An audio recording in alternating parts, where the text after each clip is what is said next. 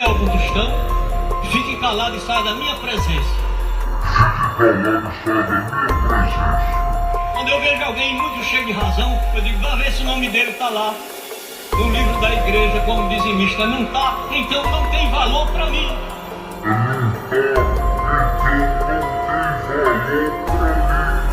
Pode ser ele quem for, para mim não vale uma prata furada.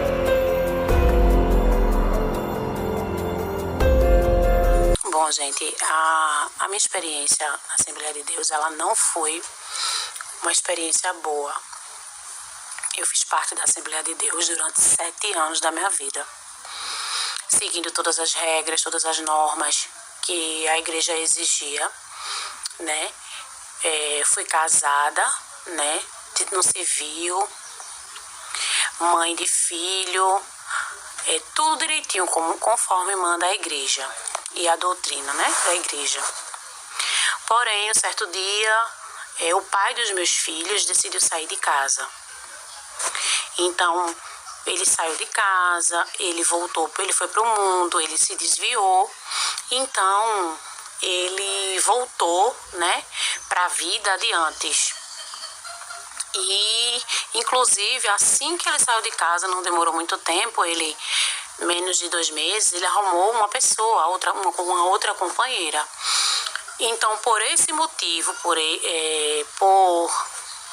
meu marido, o pai dos meus filhos ter saído de casa, eu fui, como se fosse a culpada, né? Assim, eu não fui eles me acusaram, né? Os líderes, algumas pessoas que me acompanhavam, algumas irmãs que conheciam a minha vida, conheciam a minha casa, conheciam o meu casamento. Então eles me acusaram. Algumas irmãs deixaram de falar comigo, não quiseram mais me servir a Santa Ceia. Eu fui envergonhada na Santa Ceia, onde eu estava com as minhas vestes limpas.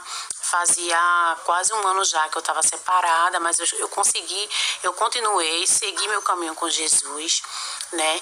Não arrumei outra pessoa, fiquei bem com Jesus, com meus filhos, mas as críticas foram tantas, acusações. Alguns irmãos chegaram para dizer para mim que eu era a culpada do meu marido ter saído de casa. Alguns líderes me disseram que eu fui imprudente. Alguns mandavam mensagem, dizia que eu tinha que correr atrás do pai dos meus filhos e orar e esperar, porque se eu não esperasse por ele, eu ia pagar um preço muito alto. Então, eu fiquei com depressão, eu perdi 14 quilos em 2 meses, eu não queria mais sair de casa. Onde eu passava, as irmãs não me davam mais a paz do Senhor, algumas irmãs não queriam sentar perto de mim. Quando eu entrava na igreja para ir para o círculo de oração, para ir para a consagração, eu via umas irmãs tocando na outra, cochichando sobre mim. Alguns irmãos pegavam o microfone e eles jogavam indireta, usavam o microfone para me atingir. Teve umas 5 pessoas que ficaram do meu lado, né? Que não são todas as pessoas que são ruins, né? Não vamos generalizar, mas algumas pessoas ficaram do meu lado e me ajudaram com alimentos, que na época a gente estava precisando muito, né? Recém-separada, sem trabalhar, com 3 filhos. Então, algumas pessoas ficaram do meu lado. Algumas pessoas, tipo 5 pessoas. E o resto todo da igreja, inclusive a liderança. E eu não pude ir até o pastor, que não me deixaram ir até o pastor, dar a minha versão, conversar. Meu casamento dentro de casa não era o que parecia. O pai dos meus filhos era um terrorista dentro de casa, né? E eu lutava para não separar por conta das críticas que eu ia sofrer. Era justamente por esse motivo que eu não queria me separar, por conta da igreja, por conta do que eu ia sofrer, que eu sabia que ia sofrer muito. Então, assim, além do desprezo, né, dos irmãos, teve o desprezo da liderança também da igreja. Não pude falar com o pastor, porque não me permitiram, que para falar com o pastor tem que marcar horário, né, para falar com ele. Tem todo um processo. Então, ninguém da igreja procurou saber qual foi a minha versão, onde dentro do meu casamento já era um inferno, né?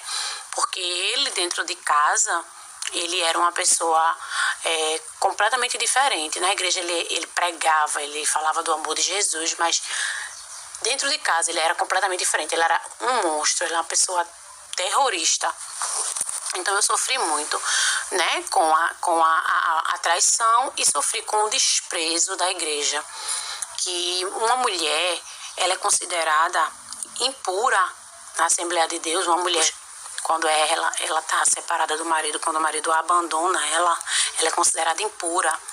Ela para alguns irmãos da igreja, a mulher ela tem lepra, né? Ela tem uma doença contagiosa. Se você for divorciada, então você não tem valor na Assembleia de Deus.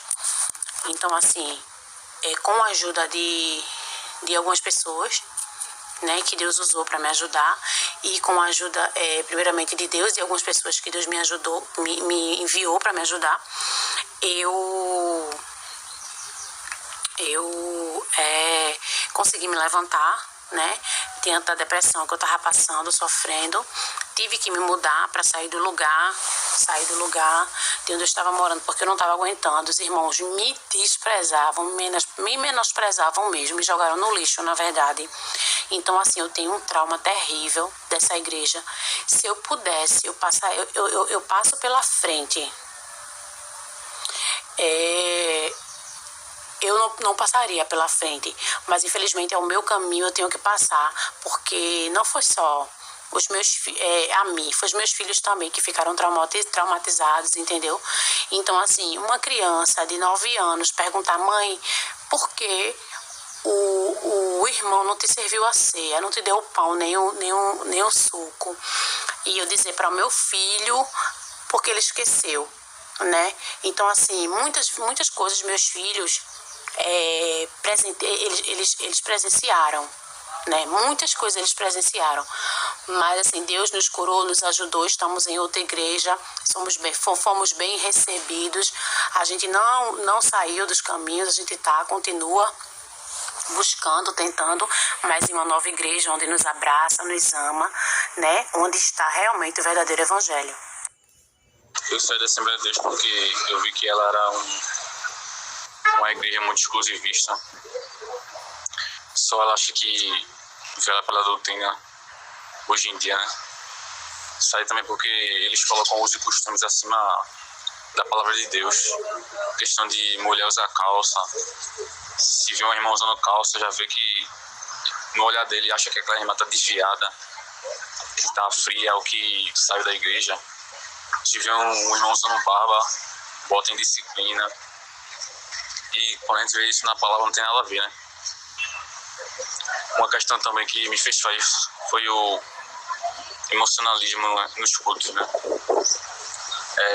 A Assembleia de Deus, né, como uma igreja pentecostal, tem aquele movimento todo, né, de gritaria, línguas estranhas.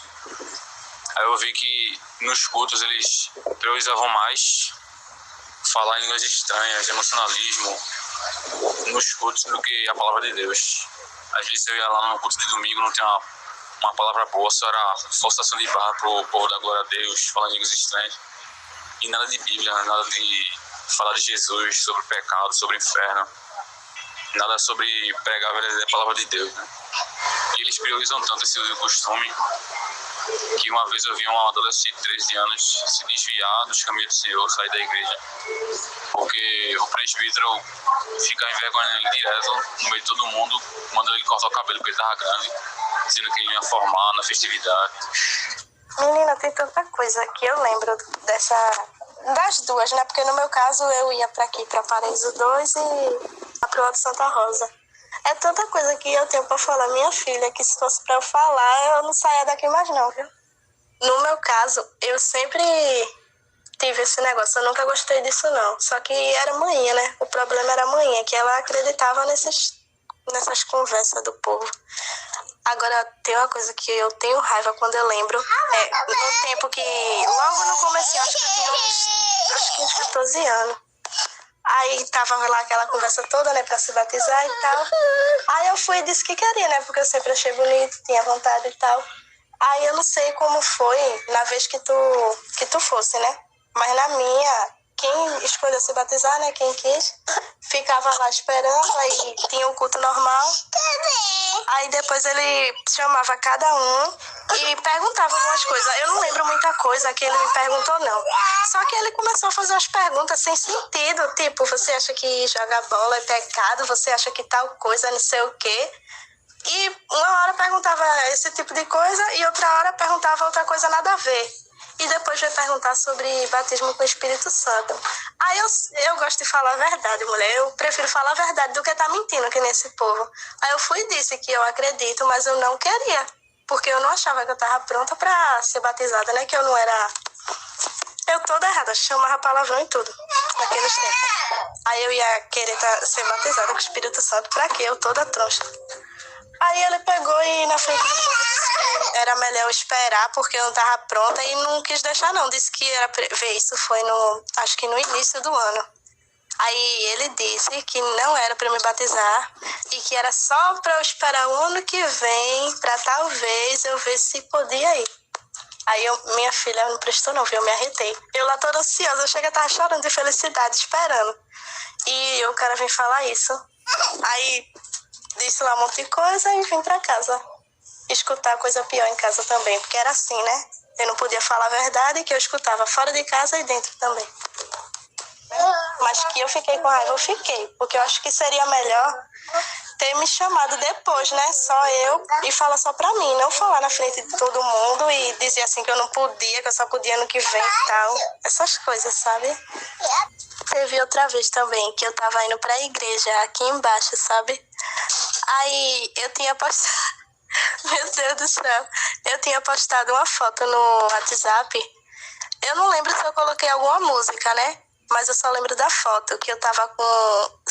Só mostrei da cintura pra cima. Eu tava com uma blusa sem manga e não tava com decote não, era só sem manga, né? E não tava com nada não, de imagem não, de brinco, nem maquiagem, nem nada não. Foi só a camisa. Aí quando chegou no... que eu não lembro muito bem, porque eu sou esquecida. Quando chegou no ensaio da União, aí uma joia rara, né, a bonitona, que é certona, não faz nada de errado, começou com as indiretinhas, né, falando pra gente ter cuidado com o que posta, com as roupas e tal. Aí quando eu comecei a me tocar disso, isso foi pra mim. Porque ficou muito na cara, porque logo quando eu postei, aí eu acho que isso foi um dia depois ou 2 dias. E o jeito que ela falou, é porque eu não lembro como ela falou, mas o jeito que ela falou ficou muito na cara que foi pra mim.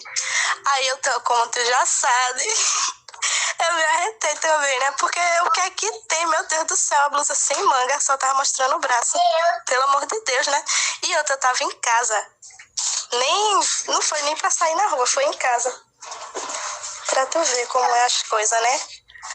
Eu agora vou narrar o relato de uma irmã assembleana que passou por muitas situações na igreja, a qual ela viu também muitas injustiças e que os irmãos venham ser edificados. Eu sou criada desde berço na igreja. Quando eu era criança e via as meninas usando brinco, maquiagem ou calça, eu me perguntava por que eu não podia também. Cresci pensando que essas coisas eram pecado. Quando eu tinha 10, 11 anos, umas meninas me perguntaram o porquê eu não usava calça e eu respondi que era uma vestimenta masculina e que mulher não podia usar calça. Quando cresci mais um pouco, de uns 13 para 14 anos, comecei a usar maquiagem, base, pó, blush e um brilho na boca para ir à igreja. Minha mãe usava também, mas toda vez que eu chegava na igreja, eu tirava o brilho da boca, porque eu sentia como se estivesse pecando e tinha medo de alguma irmã falar algo. Quando comecei a frequentar a união de adolescentes, eu via muita falsidade e principalmente muita panelinha. Era menina que não falava com a outra era falsa, falava mal dos outros por trás. Os meninos que se achavam demais, tinham muitos que se achavam só porque tinham amizades com o filho de alguém que tinha algum cargo, etc.